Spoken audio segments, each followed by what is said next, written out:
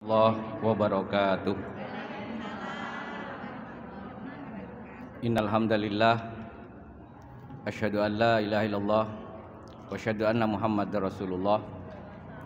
Wassalatu wassalamu ala Rasulillah Sayyidina wa nabiyina Muhammad bin Abdillah wa ala alihi wa ashabihi wa mawalah wala haula wala quwwata illa billah, amma ba'du. Yang saya hormati segenap pengurus Majelis Taklim Istiqomah Qalbu Wahid, yang saya hormati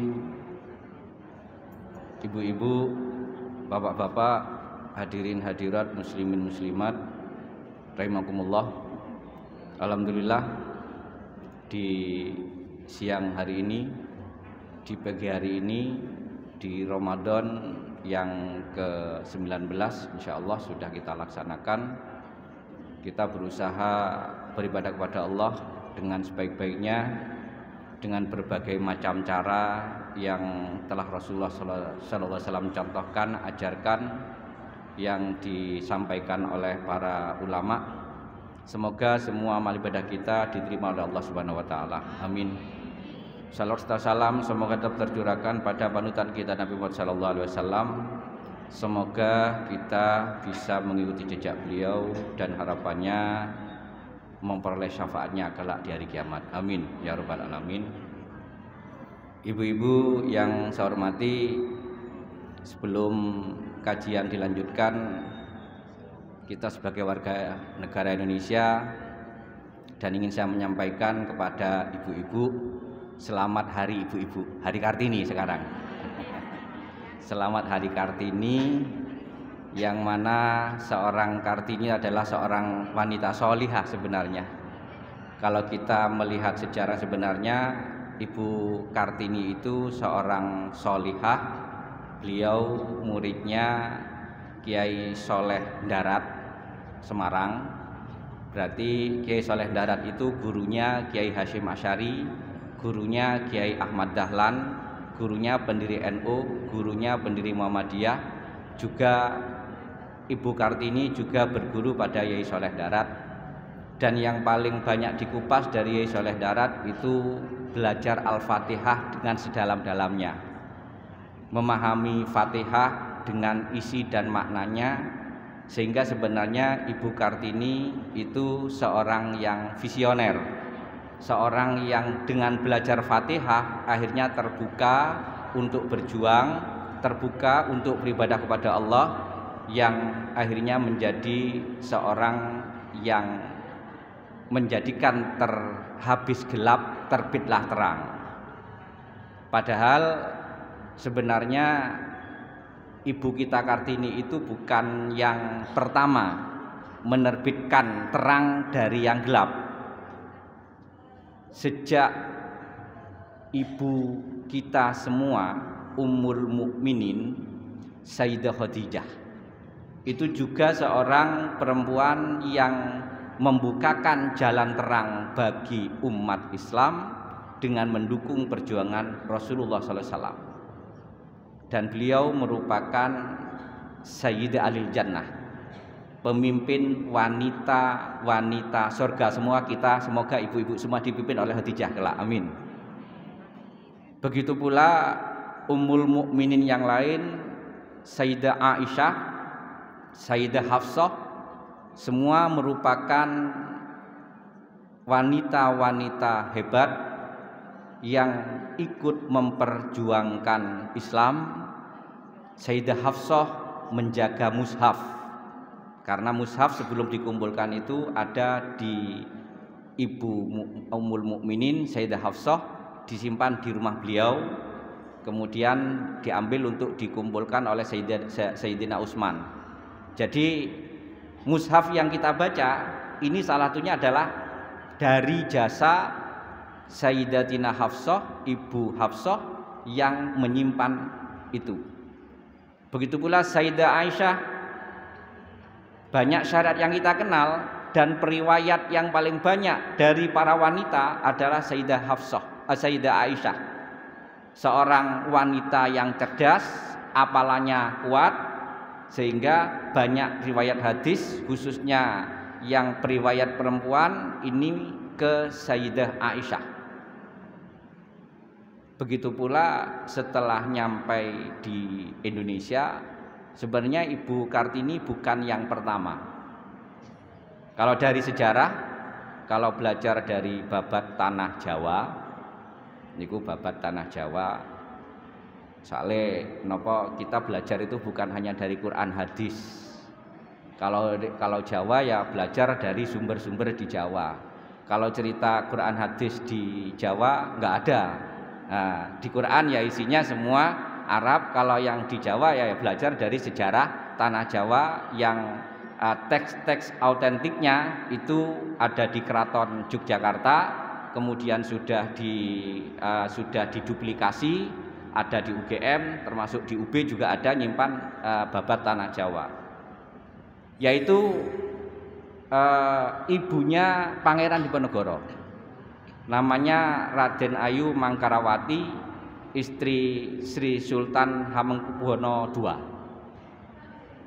Itu beliau seorang salah satu murid atau murid dari cucu muridnya Sunan Kalijogo, yang mana sudah belajar tauhid sejak awal, belajar bagaimana menata hati sejak awal, sehingga dapat menumbuhkan semangat perjuangan dan khususnya jihad fisabilillah, karena saat-saat itu adalah zaman penjajahan dari orang, dalam tanda kutip, dari orang kafir, yaitu Belanda.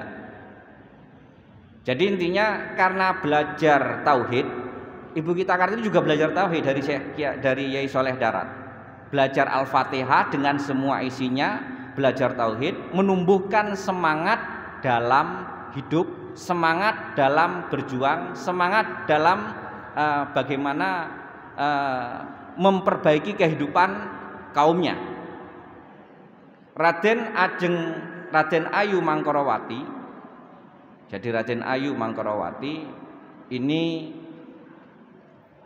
ketika memang oleh suaminya, oleh Hamengkubuwono II, itu dipercaya untuk berimprovisasi, sehingga salah satunya saat Pangeran Diponegoro itu mulai memberontak ke VOC, jadi melawan penjajahan Belanda, itu salah 100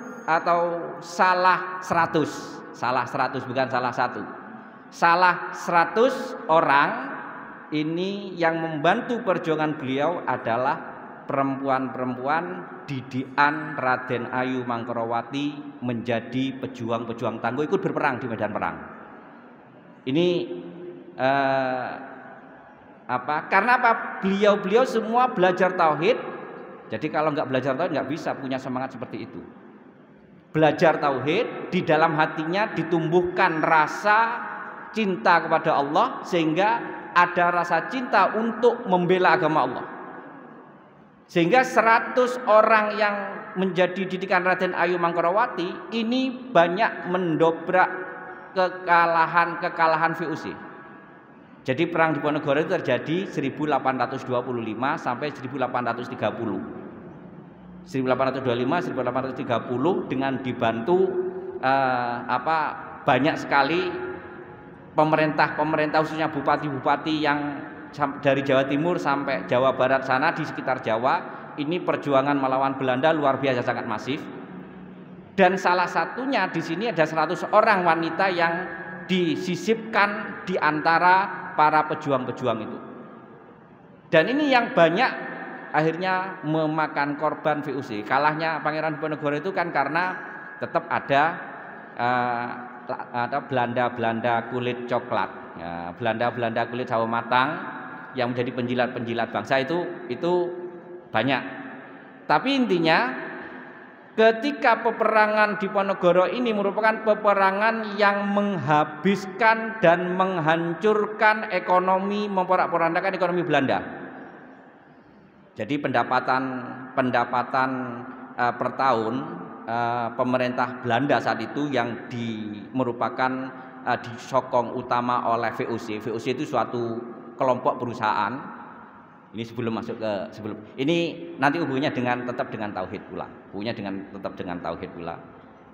Jadi ceritanya di dalam perjuangan dalam perang Diponegoro itu VOC ini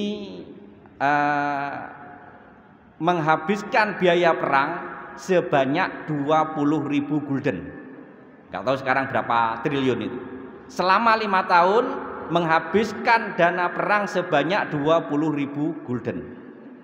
Padahal pendapatan per tahun dari pemerintah Hindia Belanda itu hanya 2.000 gulden pendapatan per tahun.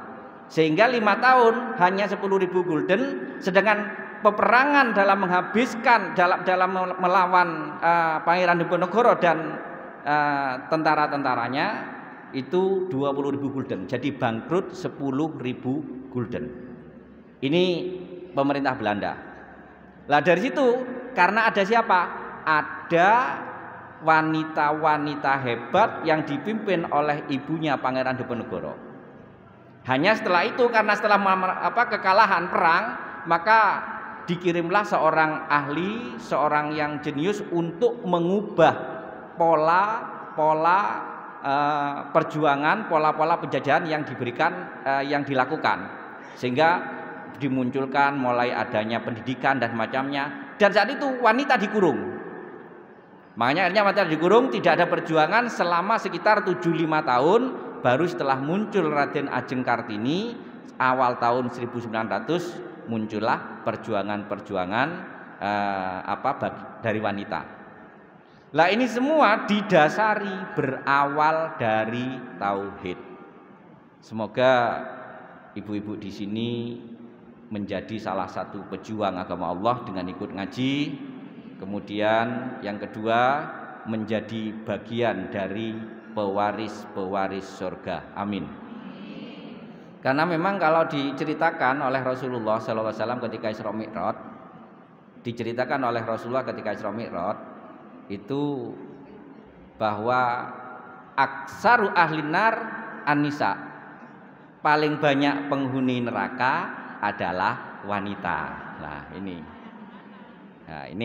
Kemudian aksaru ahlil jannah al-masakin, paling banyak ahli surga adalah orang-orang miskin. Wah ini perlu penafsiran. Jadi nanti kalau paling banyak penghuni neraka wanita, jangan membuat ibu-ibu di sini pesimis, tetap optimis surga. Karena apa? Karena yang pertama faktornya dari data yang ada mulai dulu sampai sekarang jumlah kelahiran itu lebih banyak wanita. Sehingga sampai di Al-Qur'an itu pernikahan fankihu ma tabalakum minan nisa masna wasula sawaruba, karena secara data real itu sejak zaman Nabi Adam sampai barusan sampai Adam Syahputra dan lain-lainnya lah. Dari zaman Nabi sampai sekarang ini tetap lebih banyak wanita. Oleh karena itu pantas kalau dikatakan di neraka lebih banyak wanitanya daripada laki-lakinya, memang pantas. Tapi tidak semua wanita yang ada di situ. Tapi akhirnya wanita penghuni surga juga sangat banyak. Tetap yang dihitung karena di dunia ini di surat Fatir itu disebutkan di tafsirnya, di beberapa tafsir, minhum sabiqum bil khairat wa minhum dzalimun li nafsi wa minhum muqtasid wa minhum dzalimun li nafsi. Sebagian dari manusia ini intinya sejak zaman Nabi Adam sampai sekarang itu orang yang bertauhid hanya sepertiga. Sejak zaman Nabi Adam sampai sekarang orang yang bertauhid hanya sepertiga. Kalau diibaratkan sekarang, orang yang bersyahadat, pernah bersyahadat, ini sepertiga. Jadi realnya sekarang jumlah penduduk dunia sekarang 7,5 M, sekitar 7,5 M. Dari data yang ada, orang yang beragama Islam dari data yang ada sekarang sekitar 2,5 M, sepertiga. Firman Allah tidak akan keliru, sabda Rasulullah tidak akan keliru. Jadi sejak dulu sampai sekarang ini, bahkan sejak ketika Islam menguasai dunia saat itu, tetap yang bertauhid, yang beragama Islam ini sepertiganya. Hanya sepertiga suatu saat bisa menguasai, sepertiga suatu saat kalah. Seperti sekarang kita belum bisa menguasai dunia seutuhnya. Ada beberapa penyebab. Tapi ini sampai sekarang tetap sepertiga yang ada. Di antara sepertiga ini, di antara sepertiga umat Islam ini disebutkan di surat Fatir, ini minhum sabiqum bil khairat, yang sepertiga termasuk orang yang bersegera dalam kebaikan, termasuk kita. Semoga amin. Amin. Kita termasuk di dalam ini. Dan ini juga sabiqum bil khairat ini besok kelak masuk surga juga sabiqum bil khairat. Masuk surganya juga bersegera untuk masuk surga dan pasti tidak lewat neraka. Amin. Semoga kita termasuk ini. Kita termasuk sepertiga dari jumlah umat Islam yang ada di dunia untuk masuk surga tanpa lewat neraka. Yang di masjid ini dibandingkan dengan penduduk kota Kediri atau dibandingkan yang lagi di Kediri Mall atau lagi di Matos sana, lebih jauh, bahkan kurang dari sepertiga. Dan pasti insya Allah ini yakin bagian dari sabiqun bil khairat. Amin. Yang kedua, minhum muqtasid. Jadi yang satu intinya kalau digambarkan, kalau sekarang gambarnya puasa, yang sepertiga dari jumlah penduduk umat Islam ini posoni nutuk. Puasanya nutuk dari awal sampai akhir. Kalau terhalang haid siap diganti setelah hari raya cepat-cepat. Ini yang termasuk sepertiga. Sepertiga muqtasid. Kadang-kadang genah, kadang-kadang mboten genah. Berarti kalau dihitung puasanya sekarang kadang-kadang poso, kadang-kadang mboten poso, lek sekirane mood poso, lek gak mood nggih mboten poso. Ini muqtasid. Sehingga besok perjalanannya di akhirat, perjalanannya ini juga kadang-kadang bisa lancar lewat siratal mustaqim, lek rodok keakian apike. Nah, jadi kalau kita insya Allah lewat siratal mustaqim lancar dan cepat. Amin. Amin. Jadi kadang-kadang lancar, kadang-kadang sih kepleset, kadang-kadang juga berat mau melangkah, akhirnya nggak kuat, belum masuk, belum menginjak siratal mustaqim sudah tergelincir ke neraka. Ini muqtasid. Dan yang ketiga, wa minhum zalimul linafsih. Dan sebagian dari umat Islam yang ada yang zalim pada diri sendiri. Yang sudah sejak awal wis Ramadan gak Ramadan padha wae. Wis sing penting enak mangan, awake dilemokne, wis saben sehat dan gak nek corona, akhirnya lepas puasa, lepas sholat. Banyak toh yang masih seperti itu. Umat Islam yang Islam KTP masih banyak. Wis puasa Ramadan gak Ramadan, wis gak ada puasa. Kemudian ada panggilan di masjid juga gak ada panggilan, sudah lepas sholat. Masih banyak. Apalagi yang sampai murtad banyak. Ini yang termasuk sepertiga yang akhirnya terkikis jumlah. Makanya di sorga itu, jadi di sorga arduha ka'ardis sama'i wal ard, lebar sorga itu digambarkan selebar bumi dan langit sekarang ini, selebar alam semesta sekarang ini. Dan setiap orang di sorga punya tempat, punya wilayah. Minimal ini paling rendahnya, paling rendah kalau Rasulullah menyebutkan dari ibu kota Yaman Sonaa sampai danau laut Kaspia, berarti separuh benua Eropa. Atau dari Yaman sampai ke Sonaa itu dapat dikatakan seluas Australia, seluas benua Australia. Berarti kita besok masing-masing orang dari kita ini bukan masing-masing, insya Allah kita di atas itu. Kita benua Asia bahkan satu bumi. Kita satu bumi. Karena apa? Karena orang yang mempelai seperti itu adna ahli jannah, penghuni surga yang terakhir, yang sudah diucek-ucek di neraka. Ya, sudah diucek-ucek di neraka. Ini setelah disetrika masuk ke surga, dari penghuni terakhir surga dapat jatahnya 1 benua Australia. Jatahnya. Ini sesuai sabda Rasul. Dan punya pelayan 70.000. Ini paling rendahnya. Kalau kita bisa 7 juta nanti, semoga, amin. Amin. Ini hadisnya sahih, yang saya sampaikan hadisnya sahih. Jadi itu gambaran kita. Oleh karena itu, monggo optimis, kita pasti surga. Amin. Dan semoga husnul khotimah. Amin. Ibu-ibu yang saya hormati, masih sebelum masuk ke sini, karena materinya kebetulan hubungannya dengan yang saya sampaikan di sini ada. Rasul Allah Subhanahu wa taala pertama berfirman, qad ja'alallahu likulli syai'in qadra. Allah itu menjadikan segala sesuatu itu sudah ada takarannya. Kita ditakar oleh Allah. Bentuknya, rizkinya sudah ditakar. Awalnya ini Allah punya takaran, punya takdir khusus untuk menentukan takaran masing-masing orang. Takaran keimanannya, takaran rizkinya, takaran bentuknya. Ini kita sudah ditakdirkan seperti itu awalnya. Kemudian akhirnya pertama diciptakanlah Nabi Adam alaihissalam dengan keadaan serba nikmat di surga, kemudian diturunkan di dunia. Pertama di surga otomatis menjadi manusia yang paling kaya raya karena di surga. Karena seluruh surga itu menjadi milik Nabi Adam dan Ibu Hawa. Dan Nabi Adam merupakan karena namanya bibit, maka harus berkualitas nomor 1. Nabi Adam manusia tertampan, kemudian Ibu Hawa manusia tercantik, wanita tercantik.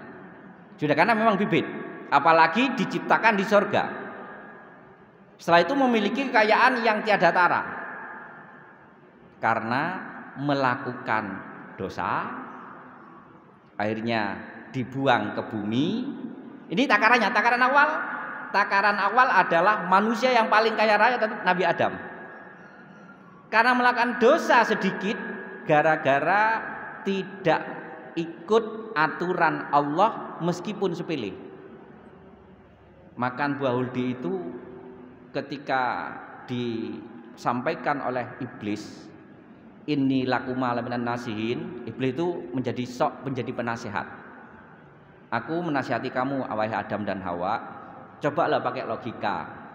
Ini kan hal sepele toh, masa ini apa sih bahayanya? Buah huldi dilihat bahayanya nggak ada. Wong lainnya itu semua boleh, kok hanya buah huldi nggak boleh. Logikanya gimana? Setan itu menggoda manusia dengan logika, termasuk menggoda kita untuk berbuat ini itu dengan logika. Bahkan dengan dalil. Setan itu pintar dengan dalil. Dengan dalil juga yang dikutip dari Rasulullah. Ini pintar setan. Jadi bahkan setan banyak ngapal Quran.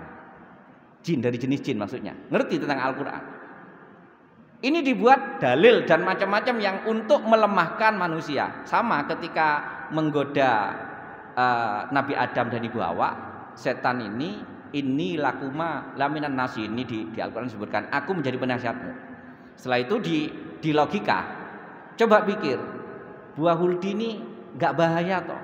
Yang namanya di surga nggak ada yang bahaya, pasti enak. Mengapa kok nggak boleh dimakan? Coba pikir, berarti ada sesuatu yang berarti dalam tanda kutip seolah-olah menyatakan Allah itu nggak adil. Dinyatakan seperti itu. Nah, coba rasakan. Akhirnya dengan logika Nabi Adam, Ibu Hawa yang pertama melangkah. Yang mudah digoda kan wanita. Yang mudah digoda wanita, dimingi-mingi jajalan enak iku lho, mumpung regane minyak goreng murah rono. Yang paling mudah goda itu wanita. Akhirnya Ibu Hawa digoda, akhirnya dengan pendekatan logika akhirnya juga merajuk ke Nabi Adam. Gimana Pak ini, gimana Mas dan semacamnya. Akhirnya ya wis budal bareng karena saking senengnya mendahului. Jadi Ibu Hawa mendahului saking senenge. Wah, diizinkan oleh suaminya mendahului, lari ngambil 2. Ibu Hawa ngambil 2 sudah dimakan. Setelah itu Nabi Adam ngambil 1 dimakan. Setelah kemakan ingat aturan Allah. Baru ada penyesalan yang dalam riwayat entah itu Israel apa tidak, karena saking menyesalnya Ibu Hawa ketika masih nyampe di sini di dada, Ibu Hawa menyesal sampai gini, akhirnya jadilah payudara. Seperti itu dikisah entah Israel apa tidak seperti. Tapi intinya gara-gara tergoda logika setan. Kalau laki-laki Nabi Adam karena saking menyesalnya ingin dikeluarkan nggak bisa, akhirnya jadilah kolo menjing. Ini dikisah Israiliyah tapi. Kembali, intinya Nabi Adam tergoda oleh logika iblis. Akhirnya gara-gara dosa sepele, Allah menghukum Nabi Adam menjadi orang yang kaya raya, menjadi orang yang miskin papa, bahkan terpisah dari istrinya. Nabi Adam diturunkan di Sri Lanka, Ibu Hawa diturunkan di Jeddah. Di Sri Lanka, kemudian Nabi Adam mengembara sampai dalam riwayat hanya 40 hari, dalam riwayat sampai 40 tahun. Akhirnya bertemulah di padang Arafah. Ini merupakan kisah yang mengawali Nabi Adam bibit dan kaya raya. Gara-gara dosa sedikit, takarannya, takdirnya dirubah. Gara-gara sesat sedikit, takdirnya dirubah. Akhirnya dari situlah turun ke bumi dan setelah ketemu di padang Arafah perubahan terjadi. Asalnya nggak ada hormon yang menumbuhkan yang akhirnya menumbuhkan kesuburan bagi wanita. Asalnya di sorga itu selamanya tidak akan punya anak karena menikmati semua. Tapi setelah di dunia terjadilah perubahan hormon. Allah yang mengubah, maksudnya dirubah takdir sehingga bertumbuh kembanglah manusia. Dan dalam tumbuh kembang manusia ketika Nabi Adam itu ketika terjadi kehamilan, maka Allah menentukan takdir lagi dari proses kehamilan itu. Huwallazi yusawwirukum fil arhami kaifa yasha. Dalam menentukan takdir Allah. Di antara 41 putra putri Nabi Adam, ini yang akhirnya menjadi cikal bakal kita, itu berbeda bentuk dan keadaannya berdasarkan proses kehamilannya juga. Jadi kembali, Allah melihat menentukan takdir awalnya baik, kemudian gara-gara ada kesalahan dilakukan menjadi ada keburukan.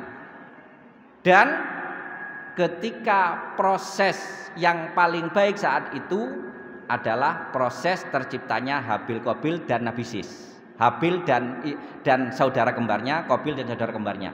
Yang lainnya biasa-biasa.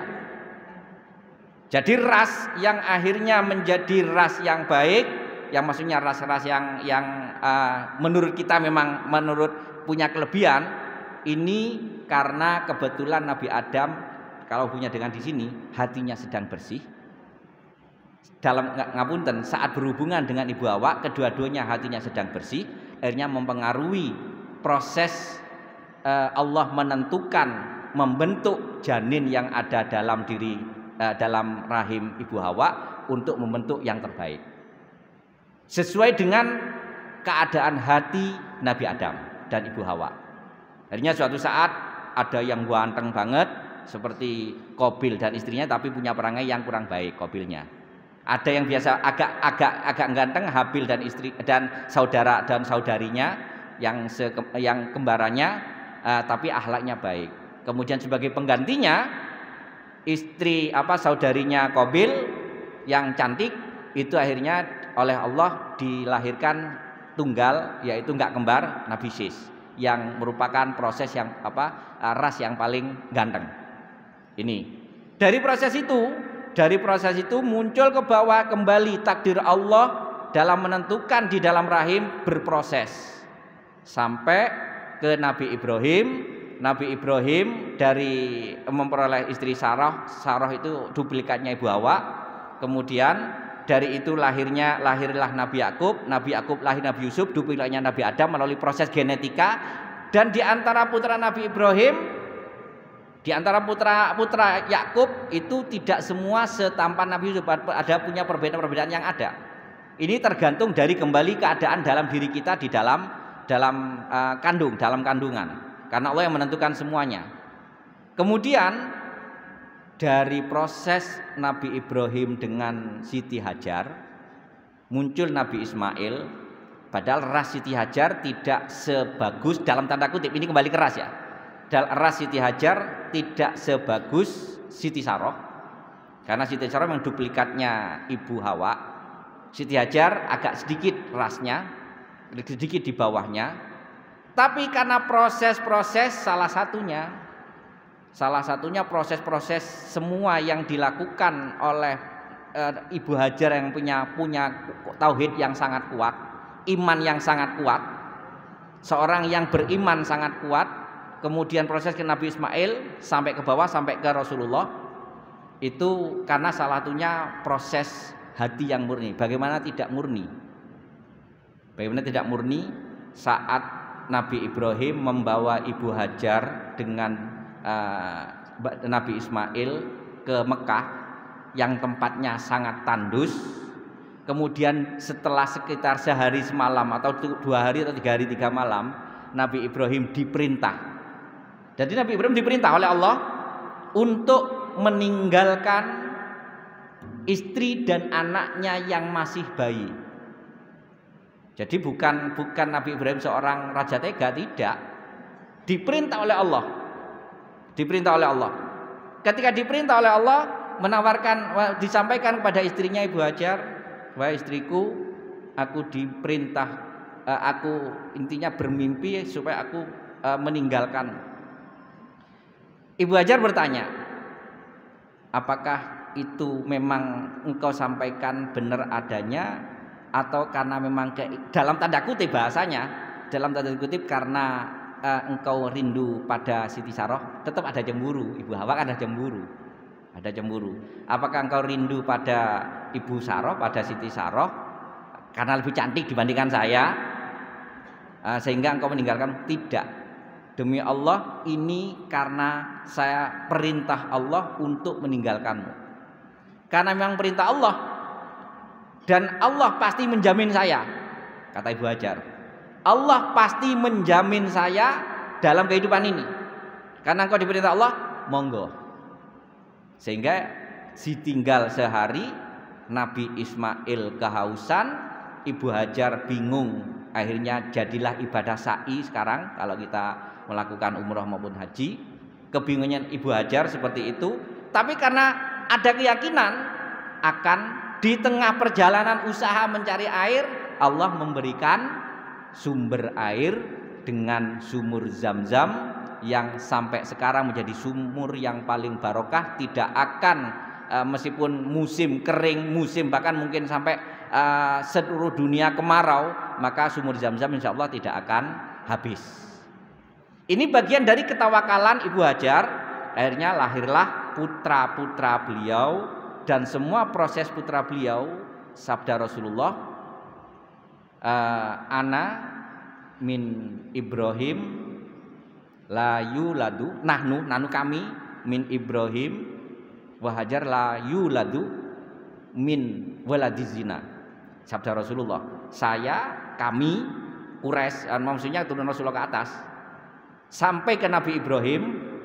Karena memang semua prosesnya didahului dengan proses yang sangat sakral, yang sangat suci, dan tidak ada proses zina, bahkan zina mata pun tidak. Proses zina mata pun tidak. Apalagi zina-zina yang lain. Zina mata pun tidak. Itu proses pernikahan Nabi Ismail kemudian sampai turun ke Rasulullah. Semua dari proses tidak kenal antara suami istri, nggak kenal awalnya.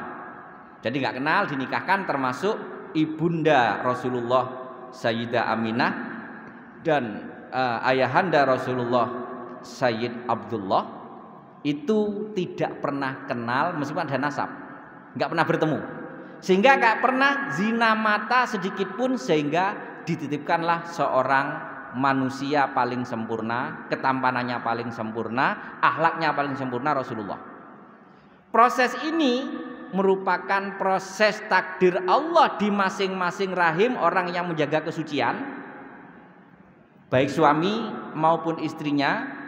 Disitulah terakhir diuji sampai 11 sampai 15 keturunan dari Nabi Ismail ke Rasulullah, karena proses 15 keturunan semua menjaga zina mata sebelum bertemu dengan suami istri tersebut, menjaga benar-benar zina mata, mau apalagi zina yang lain.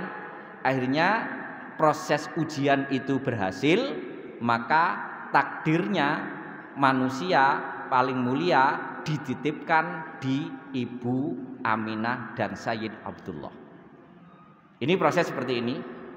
Artinya dari proses Allah menentukan takdir awal, kemudian terjadilah perubahan yang fluktuatif tergantung keadaan manusianya. Kalau dosa dibuat kualitas yang agak buruk, kalau tidak, kalau dia kalau dia berbuat menjaga benar, dibuat kualitas sampai seperti Rasulullah SAW. Ini prosesnya. Oleh karena itu dari sinilah makalah ini muncul, wurudul imdadi bihasbil istidadi wa syurukul anwari ala hasbi safail asrari. Turunnya karunia Allah ini dihitung dari seberapa persiapan kita menjemput karunia itu.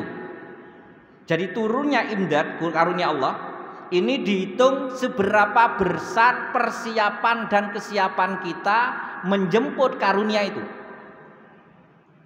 Yang kedua,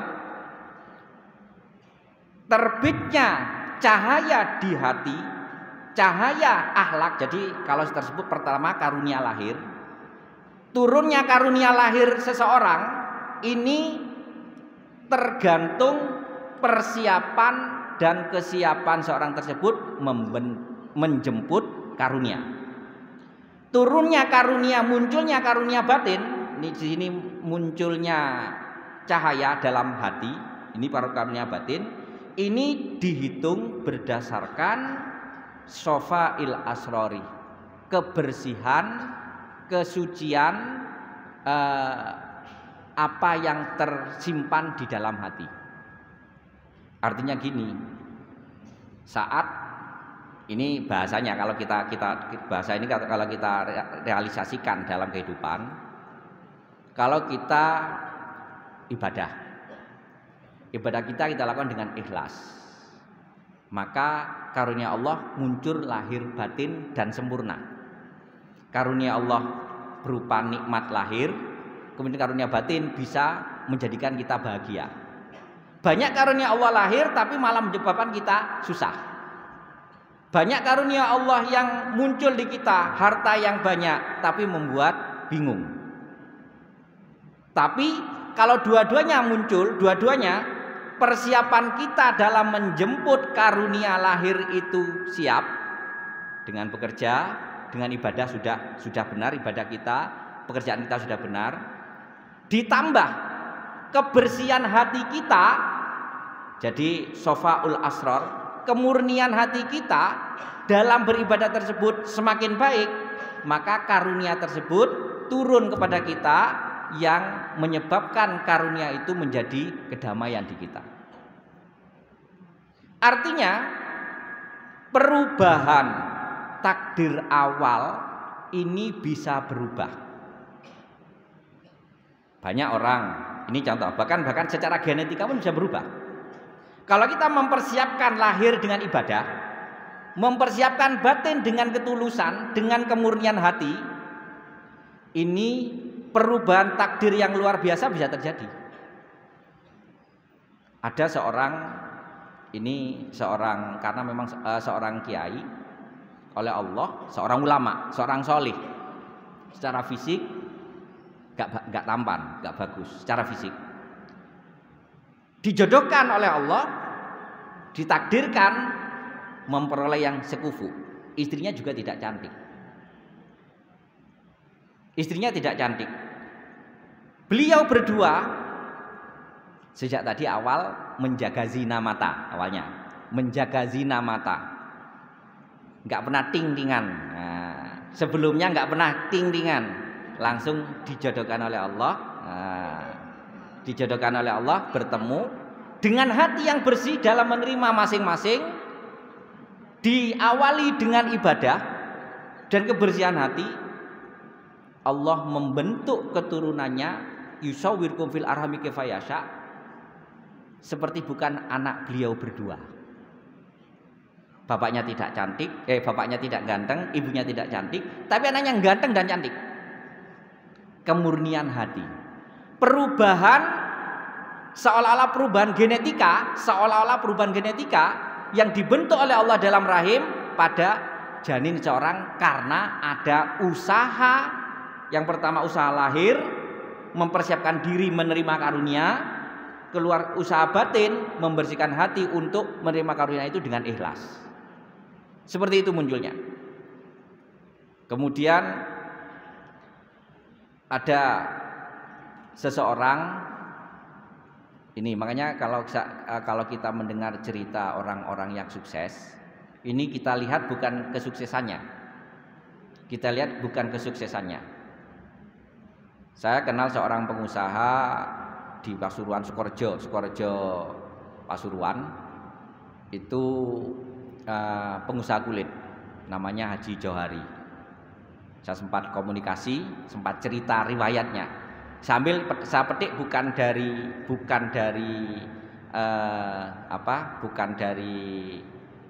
kesuksesannya, tapi saya petik dari hikmah yang kita ambil untuk tauhid kita. Jadi ketika beliau menikah awal itu dari keadaan miskin, nggak punya apa-apa, tapi beliau berdua ini awalnya memang menjaga qiyamul lail, nggak punya apa-apa. Terus Haji Johari ini jualan daun.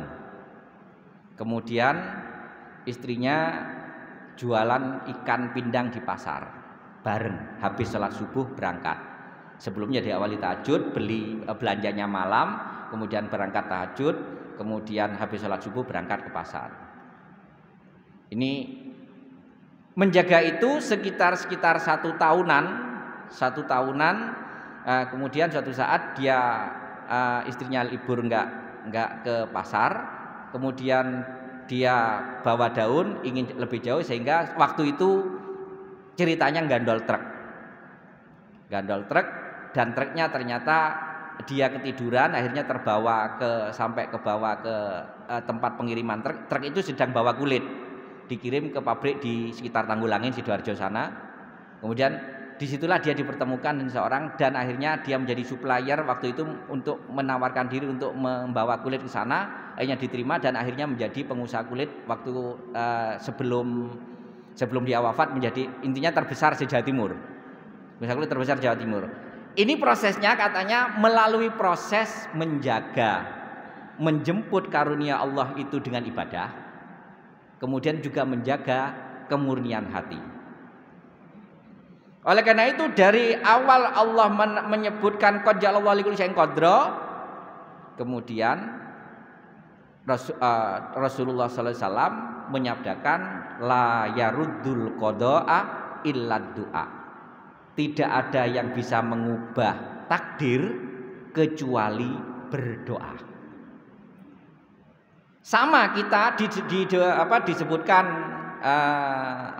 di surat An-Nisa, disebutkan di surat An-Nisa, wala tatamannau ma faddalallahu ba'dahum ala ba'd. Janganlah engkau iri, berangan-angan kepada karunia yang telah diberikan kepada orang lain yang berbeda satu dengan yang lainnya. Janganlah engkau iri memandang itu, jangan kau pandang lahirnya. Jangan kau pandang lahirnya, itu yang akan membuat penyakit hatimu muncul, iri. Allah menyebutkan lirijali nasibum mimmaktasabu, bagi laki-laki dia akan memperoleh bagian dari apa yang dikerjakannya. Walin nisa'i nasibum mimmaktasaben, dan bagi wanita dia akan memperoleh apa yang telah dikerjakannya. Maksudnya bagian rizkinya sudah ditakar masing-masing. Tapi di belakang was'alullaha min fadli, mintalah kamu kepada Allah dari karunia-Nya. Artinya takdir awal Allah menentukan takaran kita misalnya 10, kita tidak bisa meningkatkan itu hanya dengan sekedar bekerja lahir saja, tidak. Buktinya kalau hanya sekedar bekerja lahir, bekerja keras, ngapunten, kuli panggul itu seharusnya paling banyak rezekinya. Kuli panggul yang setiap hari manggul dengan tenaganya yang keras, dengan tenaganya yang kuat, seharusnya paling banyak rezekinya. Sudah Allah takar. Tapi agar dia lebih baik, was'alullaha min fadli, mintalah kepada Allah dari karunia-Nya. Jadi intinya doa kita bisa mengubah segalanya dengan persiapan ini nanti, dengan persiapan ini. Doa kita bisa mengubah segalanya, dengan komitmen kita bisa mengubah segalanya. Saya juga pernah terinspirasi tetangga saya dulu dan pernah ngaji di Bapak. Dia kebetulan kuli panggul di satu pabrik beras. Setiap kali dia memanggul. Dan saya perhatikan ketika Ramadan, karena kebetulan saya tahu ketika Ramadan, meskipun dia kuli panggul, bekerja yang sangat keras, kemudian memanggul di panas hari, seharusnya nggak kuat berpuasa. Tapi beliau komitmen. Jadi saya waktu itu SD masih. Tasik kiat poso sik le. Wis piye-piye jare bapakmu dhisik ya lek dijajal dhisik. Ternyata dia mencoba waktu berpuasa dan dia tetap bisa mengerjakan, karena sebenarnya tubuh kita kan adaptasi. Namanya tubuh manusia bisa adaptasi. Karena adaptasi, meskipun dalam keadaan panas, akhirnya tetap bisa bertahan sampai sore. Awalnya ya berat, akhirnya menjadi adaptasi, menjadi terbiasa. Contohnya ketika puasa, perang Badar itu terjadi saat puasa. Perang Badar terjadi saat puasa, dan itu termasuk awal dari diperintahkannya puasa. Ini diuji umat Islam, diuji, para sahabat diuji. Awal perintah puasa, disyariatkannya puasa, kebetulan bareng dengan perang Badar. Diuji, kebiasaan sebelumnya jarang berpuasa, setelah itu berpuasa 1 bulan pas dengan perang Badar. Dalam perang itu jelas, perang itu ketika perang melawan orang di panas hari, di terik hari. Perang kan nggak ada malam dulu. Perang itu malam untuk istirahat. Kalau sekarang perang malam ada. Perang yang sebenarnya, bukan perang suami istri. Perang sebenarnya ada kalau sekarang, karena memang sudah pakai senjata. Kalau dulu perjanjiannya malam nggak ada perang. Siang dilakukan perang dengan melawan musuh yang dalam keadaan panas terik, dengan berteriak, bertakbir, tapi bertahan tetap puasa. Bahkan itu Allah membantu dalam perang Badar dengan 3.000 malaikat atau 5.000 malaikat, sehingga kemenangan besar terjadi. Ini cerita tetangga saya. Jadi 1 tahun, 2 tahun, 3 tahun dia bertahan puasa, benar bertahan. Pada tahun ketiga setelah itu terjadi perubahan rizki beliau, bukan menjadi kuli panggul lagi. Karena ada komitmen menjaga ibadah kepada Allah dengan mempersiapkan diri menjemput karunia itu dengan bertahan ibadah kepada Allah. Jadi tahun pertama, tahun kedua, tahun ketiga dia masih terus berpuasa. Tahun keempatnya dia sudah menjadi mandor, nggak perlu angkat-angkat lagi. Jadi bukan karena sesuatu yang jadi perubahan nasib kita bukan karena prestasi dunia kita sebenarnya. Kembali dari sini menjemput dengan prestasi ibadah dan kemurnian hati. Jadi wurudul imdad, jadi turunnya karunia bihasbil iktidad dengan menghitung persiapan kita, kesiapan kita dalam menerima itu. Dengan apa? Kalau amalan kita tetap kerja sebiasanya, seperti biasanya. Kerja seperti biasanya, urusan dunia seperti biasanya. Tapi kita ikuti di malam harinya atau di tengah-tengah kerja. Kan perintah Allah kan fa idza qudiyatis shalah fantashiru fil ardi. Jika salat telah selesai dilaksanakan, menyebarlah di bumi untuk bekerja. Wabtagu min fadlillah, carilah karunia Allah. Jadi tetap kita bekerja cari karunia Allah. Wadkurullaha katsira. Sambil kita bekerja tidak lepas dengan berzikir sebanyak-banyaknya. Kemudian kalau selain itu pula kita zikir yang lain saat kita rehat dan semacamnya. Akhirnya karunia Allah bisa mengubah takaran yang seharusnya kita terima 10 bisa jadi 20. Ini karena kita sudah siap. Penyebabnya kadang-kadang kan muncul asumsi. Orang itu orangnya soleh kelihatannya kan. Orangnya soleh, sholatnya nggak pernah berhenti, tapi kehidupannya kok gitu-gitu aja kan, gitu kan. Kehidupannya kok gitu-gitu aja. Itu berarti masih ada yang salah. Yang dilakukannya masih ada yang salah. Perlu peningkatan kualitas yang kita lakukan, termasuk ibadah yang kita lakukan. Berarti kalau sebenarnya kenapa kok masih gitu-gitu aja keadaannya? Pada dasarnya karena kualitas ibadahnya juga biasa-biasa saja. Tidak ada perubahan. Kalau ingin ada perubahan dalam hidupnya, maka kualitas ibadahnya juga harus berubah. Jadi jangan berasumsi wis takdir yang ini ya wis ngene trimon ngene. Tidak. Di sini munculnya karunia kesiapan kita menerima takdir. Jadi dari situlah kita bagaimana ubah dengan kedekatan kita kepada Allah. Akhirnya nanti muncul inovasi lahir, muncul kreasi lahir. Akhirnya disitulah dapat mengubah hidup kita tanpa kita duga. Wa may yattaqillah yaj'al lahu makhraja wa yarzuqhu min haitsu la yahtasib. Barang siapa bertakwa kepada Allah, takwa ini lahir batin. Kualitas bentuk takwa kita meningkatkan kualitas ibadah lahir dengan kualitas ibadah batin kita. Allah akan berikan jalan keluar setiap permasalahannya, wa yarzuqhu min haitsu la yahtasib, dan berikan rezeki tanpa diduga.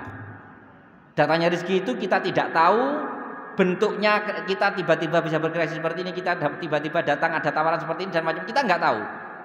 Karena ada perubahan ibadah kita semakin berkualitas. Karena kita menyiapkan takdir itu dengan perubahan kita, kedekatan kepada Allah semakin baik. Yang kedua yaitu dengan menjaga hati kita tetap bersih. Dua-duanya harus jalan. Kalau seseorang itu ibadah terus tapi kok tetap aja, bisa jadi yang dievaluasi batinnya. Ya paling ibadah, tapi ibadah keriae tok pengen didelok tok. Ibadah gak kirane enggak ada orang enggak ibadah dan semacamnya. Kelihatannya ibadah lainnya, berarti ada kesalahan di situ. Berarti batinnya juga harus dirubah kualitasnya. Karena apa? Munculnya cahaya batin yang bisa menerima karunia Allah dengan sangat baik. Jadi logikanya kalau benda jatuh di besi pasti mantul. Benda jatuh di besi pasti mantulnya jauh. Tapi benda jatuh di kapas, jatuh di kapas yang empuk, bahkan bola sekalipun yang bisa mantul jatuh di kapas yang empuk, itu pasti bisa diterima. Kalau jatuh di besi mantul, tapi jatuh di kapas, maka benda itu bisa diterima sampai sebanyak-banyak pun ketika jatuh di kapas tetap bisa diterima. Artinya kalau hati kita sedang seperti besi atos, maka karunia Allah mantul. Ini. Tapi kalau hati kita lembut, karunia Allah dapat kita terima dengan baik. Ini makanya di sini disebutkan menerima karunia Allah dengan kelembutan, dengan kemurnian batin kita. Ibadah kita lakukan sebaik mungkin, hati kita juga kita lakukan sebaik mungkin. Jangan menunggu. Sik tak noto hati sik, kadang-kadang kan ada orang. Ngapunten dulu mungkin sebelum mendapat hidayah. Ada ini misalnya wanita. Misalnya wanita dulu ya belum dapat hidayah misalnya, kok durung gawe jilbab to. Sik tak noto hati sik. Sik tak noto hati sik. Akhirnya noto hatinya kapan durung ketata-tata ya enggak gawe-gawe. Sudah punya rezeki, sudah punya untuk sekedar mendaftar misalnya, daftar haji. Daftar haji sudah punya rezeki untuk sekedar mendaftar haji. Dah kok daftar-daftar tok to. Sik tak noto hati sik. Ditoto kapan? Noto wong hati ditoto ya seperti itu, enggak bisa ditoto kan gitu kan. Kembalilah kemurnian hati kita, ibadah tetap jalan. Kita syariat tetap jalan. Kemudian sambil menata hati kita, menjaga keikhlasan, menjaga ketawaduan, jalan itu kedua-duanya, maka karunia Allah yang tiada berhingga dapat kita terima. Baik itu dunia, karunia itu bukan hanya sekedar tapi bisa jadi. Makanya tadi saya gambarkan seorang solih yang bapak ibunya biasa-biasa, tidak cantik, tidak ganteng, gadisnya juga biasa-biasa. Anaknya menjadi cantik, ganteng, bahkan kehidupan berikutnya adalah sukses. Artinya menjadi seorang alim semua. Artinya disinilah mempersiapkan lahir batin kita, lahir dengan ibadah lahir, sholat, puasa, zakat, zikir, baca Al-Quran, ibadah lahir kita, dibarengi dengan pemurnian hati kita untuk melembutkan kita sholat dengan ikhlas dan tanpa ada rasa kesombongan.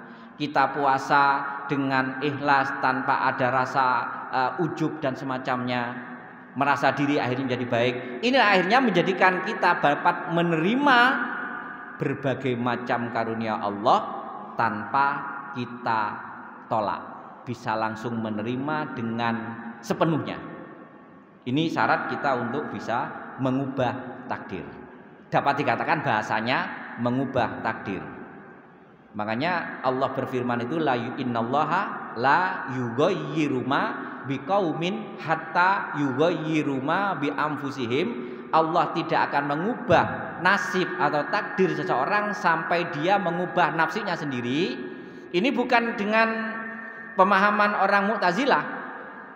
Kerja sing mempeng engko nanti pasti berhasil. Bukan itu maksudnya. Man jadda wajada, barang siapa yang berusaha keras maka akan menemukan hasilnya. Ini bukan dengan kerja seperti itu, tapi bagaimana mengubah nasib kita dari ibadah, kemurnian hati dan doa. Pengubahnya dengan itu, bukan dengan apa? Buktinya orang yang terus kerja, rezekinya segitu berarti ada yang kurang, yaitu pengubahannya di tafsir ini, di tafsir ayat Allah mengubah nasib kaum belum mengubah nasib sebelum kaum itu mengubah dirinya sendiri. Artinya dengan kita beribadah kepada Allah, mendekat kepada Allah, menjemput karunia Allah, berarti menjemput berarti kita usaha dengan ibadah, kemurnian hati dan doa. Ini semoga ini menjadi motivasi kita. Dan ini juga tidak kebetulan babnya memang ini bab motivator. Nah, ini jadi ini babnya bab motivasi. Bukan hanya Ustadz Hatta aja yang bisa motivasi.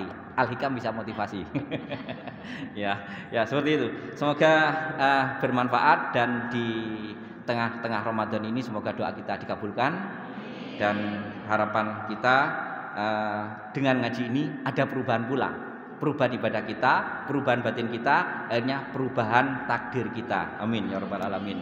A'udzubillahi minasyaitonirrajim. Bismillahirrahmanirrahim. Alhamdulillahirabbil alamin. Allahumma salli wa sallim wa barik ala nabiyyina Muhammad wa alihi washabihi ajmain. Rabbana la tu'akhidna in nasina aw akhtana. Rabbana wa la tahmil alaina isran kama maltahu alal ladzina min qablina. Rabbana wa la tuhammilna Rabbana wa la tuhammilna Rabbana wa la tuhammilna ma la taqata lana bih wa'fu anna waghfir lana warhamna anta maulana fansurna 'alal qaumil kafirin. Rabbana hab lana min azwajina wa dzurriyyatina qurrata a'yun waj'alna lil muttaqina imama. Rabbana hab lana min azwajina wa dzurriyyatina qurrata a'yun waj'alna lil muttaqina imama. Rabbana hab lana min azwajina wa dzurriyyatina qurrata a'yun waj'alna lil muttaqina imama. Allahumma inna nas'aluka ilman nafi'a wa rizqan thayyiba wa amalan mutaqabbala. Allahumma inna na'udzubika min ilmin la yanfa wa qalbin la yakhsha wa amalin la yurfa wa du'ain la yusma wa nafsin la tasba. Allahumma inna ala dzikrika wa syukrika wa husni ibadatik. Allahumma kfina bihalalika an haramika wa aghnina bi fadlika man siwak wa aghnina bi fadlika man siwak wa aghnina bi fadlika man siwak. Rabbana atina fid dunya hasanah wa fil akhirati hasanah wa qina adzabannar. Wa sallallahu ala Muhammadi wa alihi washabihi wasallam. Walhamdulillahirabbil alamin. Kurang lebihnya mohon maaf. Subhanakallahumma wa bihamdika asyhadu an la ilaha illa anta astaghfiruka wa atubu ilaik. Assalamualaikum warahmatullahi wabarakatuh.